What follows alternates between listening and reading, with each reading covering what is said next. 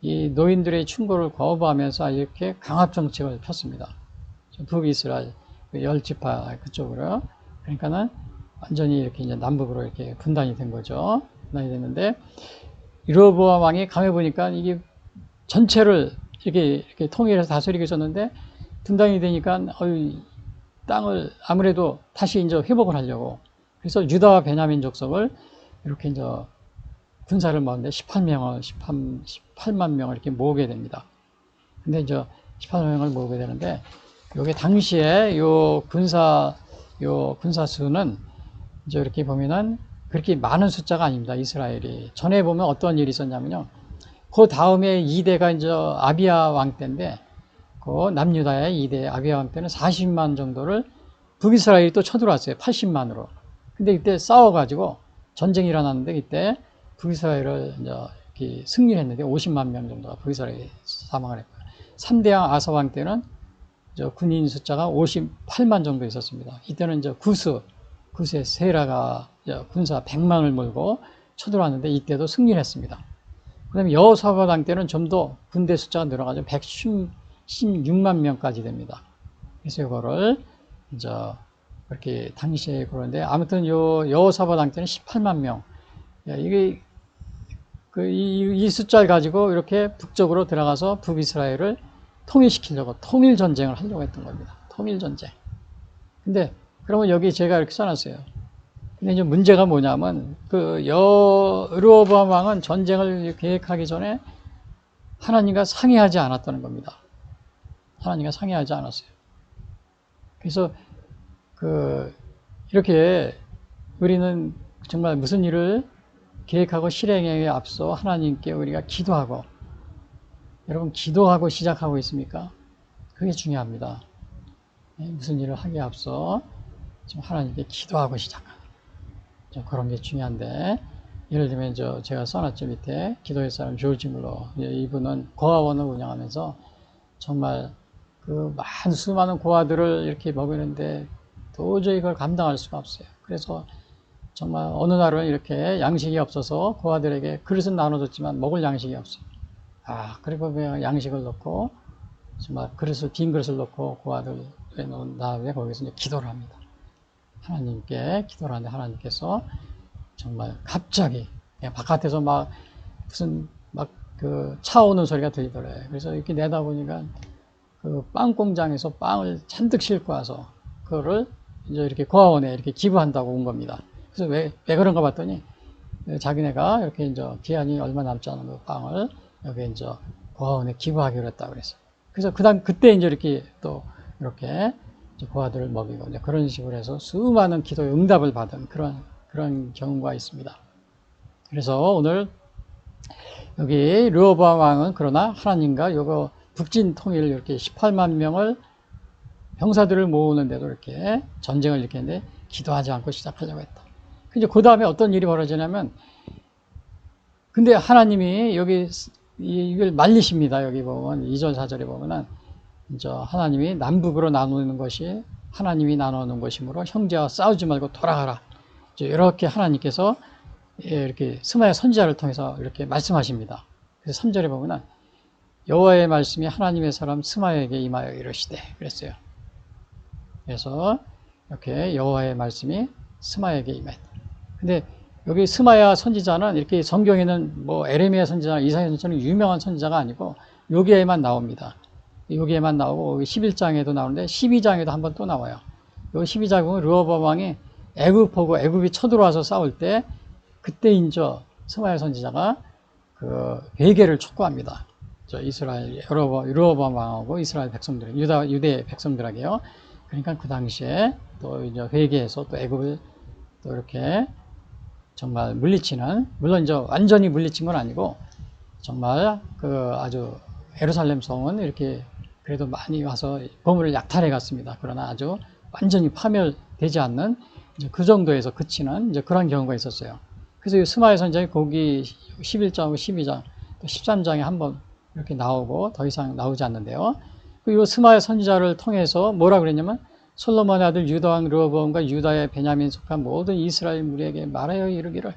그래서 이제 그 선지자니까 하나님의 말씀을 전하는 거죠. 말씀을 전하는데 이때 뭐라고 그랬냐면요. 여호와께서 이같이 말씀하시기를 너희는 올라가지 말라. 너희 형제와 싸우지 말고 각기 집으로 돌아가라. 이 일이 내게로 말미암아 난 것이라 하셨다 하라 하신지라. 그러니까 결국 요거는 하나님이 이 남북으로 나누어진 것은 하나님이 나누어 놓았다. 하나님이 나누어 놓은 것이니까 너희 형제와 싸우지 마라.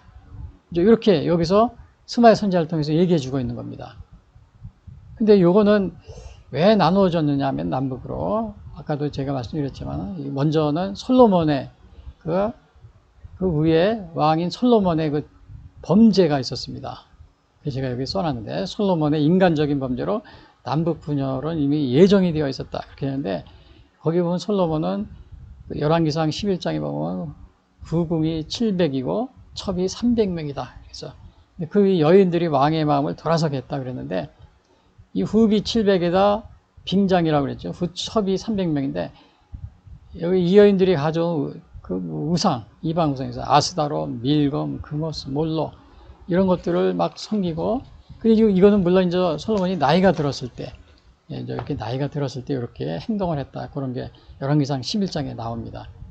그리고 이렇게 우상을 섬기고 그러니까 하나님이 솔로몬에게 정말 그 분열이 이제 남북에 갈라질 것이다.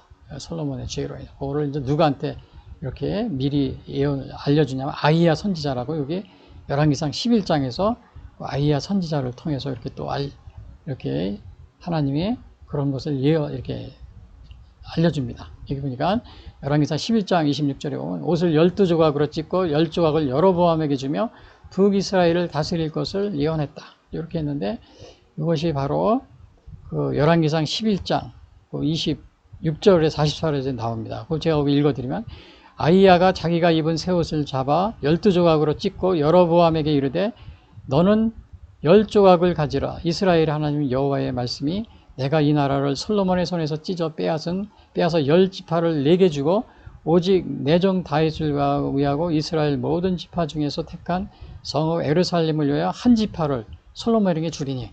요거 이제 아이야가 여로보암을 만나가지고 이제 그렇게 이렇게 이스라엘이 분단되지만 여로보암 너한테 바로 북이스라엘 10지파를 줄 것이다. 나눠질 것이다. 이렇게 얘기합니다. 물론 이제 나중에 솔로몬이 그걸 알고 여로보암을 죽이려고 그러니까 여로보암이 애굽으로 피신을 합니다. 그 열왕기상에 보면요. 근데 이제 이것을 보면은 여기 보면은 하나님이 이제 솔로몬의 죄악으로 이렇게 남북이 분단됐죠. 여기 이제 아이야 선지자를 통해서 이걸 알려줬는데 솔로몬이 이걸 알고 아이야 선지자를 죽이려고 하니까 아이야 선지자가 애굽으로 피신했어요. 근데 여기서 하나님이 뭐라 했어요? 여로보암에게 남북으로 나누어 놓은 것은 하나님이 나누어 놓은 것이므로 형제와 싸우지 말고 돌아가라. 하나님의 섭리가 있었다는 거예요. 남과 북이 갈라진 것이요. 여기 여호와께서 이같이 말씀하시기를 너희는 올라가지 말라. 너희 형제와 싸우지 말고 각기 집으로 돌아가라. 이 일이 내게로 말미암아 난 것이라 하셨다 하신지라. 그래서 this is my doing. 막 이랬어요. 하나님이 내가 한 것이다. 자, 여기서 우리가 알 수 있는 것은 뭐예요? 예? 여기서 알 수 있는 것은 통일은 선이고 분단은 악이라고 여러분 그렇게 생각하고 있지 않습니까? 통일은 선이고 분단은 악이다. 우리는 보통 그렇게 생각하고 있잖아요. 통일은 선이고 분단은 악이다. 우리 대한민국도 보면은 이제 통일운동 하시는 분이 많이 있어요. 뭐 평화통일 막 이렇게 하면서요.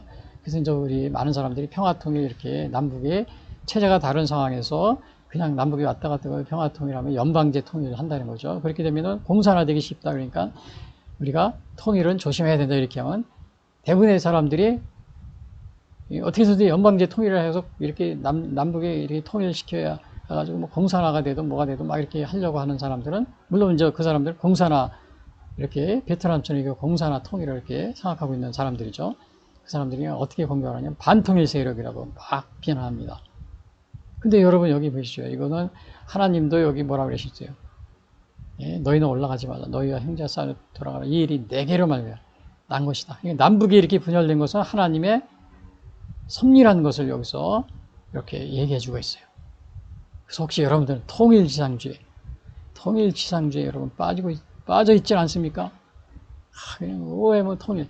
그러나 우리가 이렇게 통일지상주의, 그러니까 통일은 선이고 분단은 악이다. 이렇게 이렇게 해서는 안 된다는 것을 오늘 여기에서 이렇게 또 보여주고 있어요. 왜? 하나님의 섭리가 여기에 개입되어 있기 때문에 그렇습니다. 그래서 여러분들은 이렇게 뭐 통일지상주의에 빠져가지고 정말 우리가 뭐 통일만 하면 된다 그래가지고 뭐 연방제로 뭐 해서 어떻게든지 통일만 하면 된다 그래고 그 공산화되는 거죠. 공산화되면 그게 무슨 통일이 무슨 소용이 있어요. 다 우리가 정말 이렇게 신앙의 자유도 없고 그런 데서 어떻게 그런 데서 통일이 무슨 소용이 있어요. 그래서 공산주의 국가는 우리 이웃에 있는 국가들 좀 죄송합니다만 중국이나 북한 또 베트남이라든지 러시아 이런 데는 공산국가야, 캄보디아 이런 데는 종교의 자유가 없습니다. 다 무신론을 공동으로 이렇게 채택하고 있어요. 무신론이라는 것은 신은 없다 이거죠. 그리고 이 종교를 또 그렇다고 해서 종교 믿는 사람이 자유를 주는 거냐? 그렇지 않아요. 탄압합니다. 억압합니다. 자기들의 체제를 계속 유지하기 위해서. 그래서 이 통일 지상주의에 빠져가지고 연방제 통일이라도 뭐 어떠냐 뭐 그러면서 이렇게 막 통일을 우선으로 이렇게 생각하면서 뭐 평화통일 뭐 종전선언 평화통일 막 이렇게 하는 게 그런 것이 꼭 올바른 것만 아니다 이런 것을 여기서 알 수 있어요. 하나님의 섭리가 분단에도 하나님의 섭리가 있다는 걸 우리가 보게 됩니다. 그래서 두 번째 보면은 대한민국이 남북 분열로 북한은 연방제 통일을 주장하며 공산화를 시도하였다. 연방제 통일은 공산화를 위한 첫 걸음이라는 사실을 알고 있는가? 야, 그렇죠. 북한이 그 해방 후부터 계속해서 연방제 통일을 주장합니다. 남쪽과 북쪽이 똑같이 체제를 이렇게 가지고 있으면서 이렇게 연방제로 이렇게 하나로 이게 뭐 그런 뭐 통일을 이렇게 하자 그런 건데 그러나 이제 그 동구 유럽에서 그걸 볼 수 있습니다. 동구 유럽에서도 보면은 이제 서구 유럽 하기 전에 지금은 물론 다 나토에 가입하고 그랬지만 뭐 체코나 폴란드 뭐 이렇게 유고슬라비아 다 동유럽 국가들은 공산 국가였었잖아요. 근데 물론 이제 소련의 붕괴로 해체되면서 다 이제 서구 민주주의로 이렇게 나토에 가입하고 그랬지만요. 근데 거기에 초기에도 뭐냐면 좌우 합작을 했습니다. 다. 뭐 우리 같이 같은 민족이고 뭐 같은 국가인데 서로 합쳐서 같은 나라를 세우자. 그 좌우 합작을 했는데 보니까 다 공산국가가 돼버린 겁니다. 그렇게 되게 돼 있어요. 우리나라도 뭐 북한하고 남하고 좌우 합작이죠. 이게 연방제 좌우 합작하자 그러면 공산화로 흐르게 됩니다. 그래서 공산화로 흐르기 때문에 우리가 이거를 조심해야 된다. 이렇게 계속 얘기하는 겁니다. 근데 어떻게든지 공산화를 하는 사람들은 이렇게 그런 뭐 평화통일 종전선언 뭐 이런 뭐 연방제 통일 이런 거를 우리가 조심하자 그러면 반통일 세력이다. 그리고 막 비난하는 그런 것이 오늘날의 현실입니다. 네, 여러분들이 그런 것에 우리가 좀 조심해야 된다는 것을 제가 말씀드립니다. 그리고 사실은 우리 2000년대 초에 뭐 김대중 대통령, 그 다음에 그 후에 이제 노무현 대통령, 또 문재인 대통령이 북한을 다 방문했잖아요. 세 분이. 그러니까 그분들이 가서 북한하고 김대중 대통령은 낮은 단계의 연방제 통일, 그 다음에 노무현 대통령, 문재인 대통령이 연방제 통일 이런 거를 아마 문서로도 이렇게 서명을 하고 온 것 같아요. 근데 사실은 이것은 우리나라 자유민주주의 헌법에 어떻게 보면은 거기에 이렇게 어긋나는 합법적인 건 아닙니다. 거의 불법적인 이런 물론 대통령이 서약한 거지만은 이제 그런 것이라고 볼 수 있어요. 그거 하기 전에 국회의 도움이나 이런 걸 얻어야 되는데 그렇지 않고 그냥 했다는 이런 사실이요.